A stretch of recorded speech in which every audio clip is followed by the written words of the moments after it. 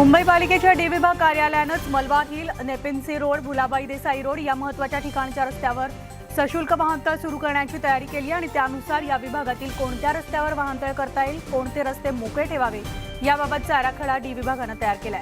विभागातील रहिवासी संघटनांची चर्चा करून त्यांना या सशुल्क वाहनतळ योजनेबाबत माहिती दिली जाते आहे।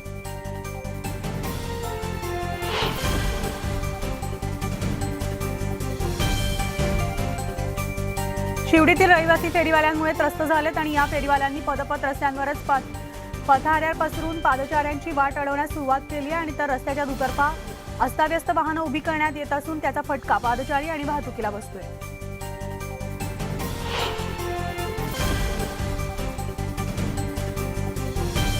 मुंबईमध्ये 2020च्या तुलनेमध्ये 2021 या वर्षामध्ये 2.5 मायक्रोमीटर व्यासाचे घातक सूक्ष्मकणांचं प्रमाण वाढले। परिणामी 2021 मध्ये 9100 नागरिकांचा मृत्यू झालाय। तर IQAir या संस्थेनं जाहीर केलेल्या 2021च्या जागतिक हवा गुणवत्ता अहवालातून हे समोर आले।